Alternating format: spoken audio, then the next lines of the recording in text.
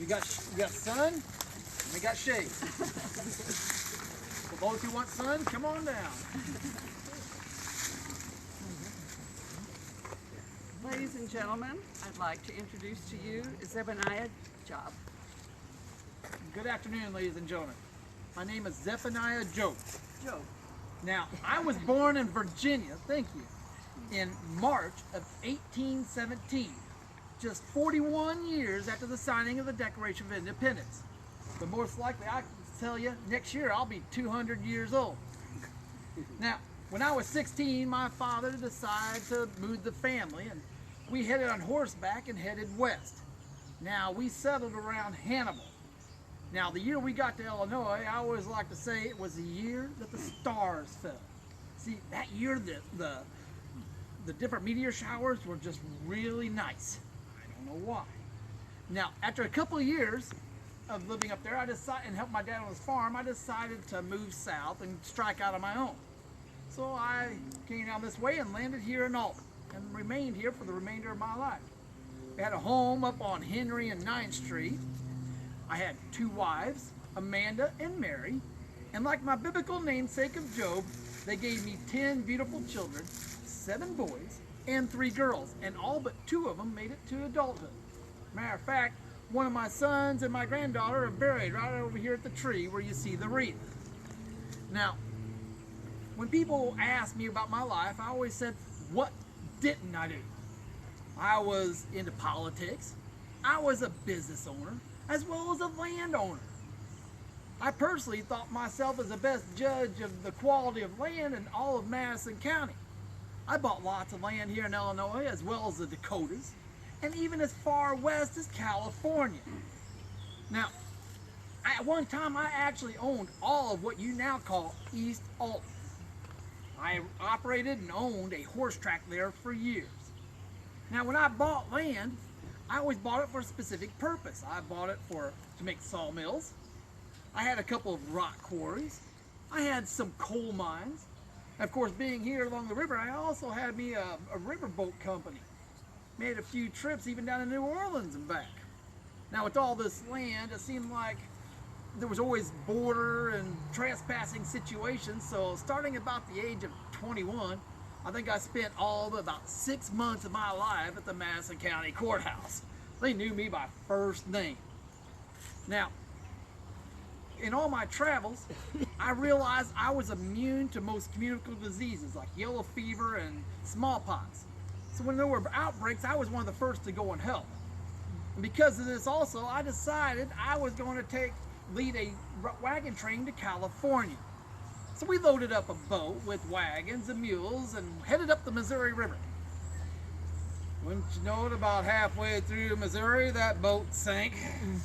Now, we were able to save the wagons and the mules, but I did have to buy new supplies. Now, we continued on west through the mountains, and it was a rather difficult journey. And when we landed in Sacramento, about 84 days later, one of the first things I did was sell the buckskin pants I was wearing for $125. Now you gotta understand, those pants had gotten wet and shrunk, but they were still practical. So I wouldn't take them off for over 6 weeks.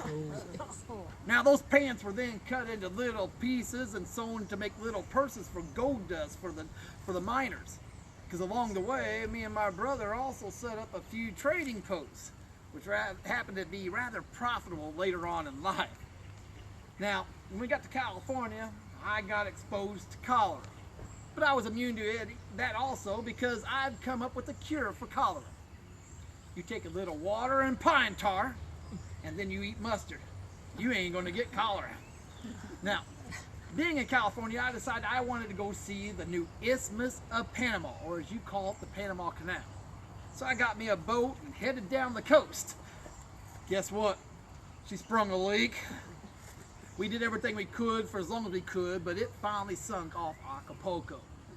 I just got me another boat. Continued on my journey, went through the canal, came up through the Gulf of Mexico to New Orleans, and back here up the Mississippi, back to my home here in Alton. And like I said, I was also into politics. I was an Illinois state legislator for a few years.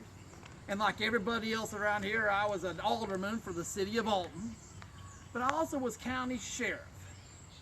Now, one time when a sheriff, I was in charge of protecting 3 people that were being held waiting trial for the murder of a local beggar. Now, the locals around here didn't think I was going fast enough, so they formed a lynch mob. Now, as my duty as sheriff was to protect those prisoners until they could stand trial. The only problem was I only had 3 deputies, so I was highly outnumbered. But as the mob came forth, I went out to try to calm them down, keep the peace. Of course, I had me a deputy backing me up. I wasn't stupid.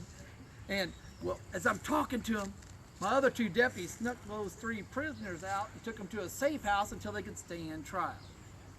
Now, those 3 men were found guilty of murder. One was given 25 years. The other 2 were sentenced to death. Now, my job as being the county sheriff was to follow through on that execution, and I personally made sure and I hung those 2 men.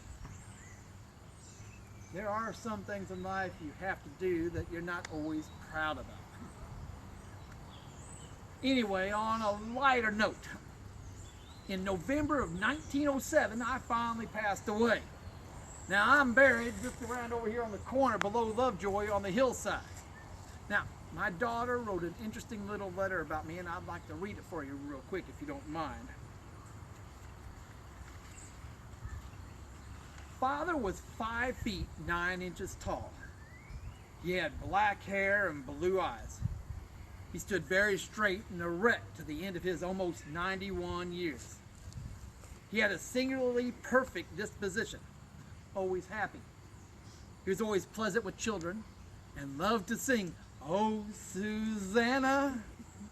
He cut his first wheat with the scythe and could make fire with flint. Zephaniah Job was a pioneer and a natural leader. He dared to do things that lesser men feared to do.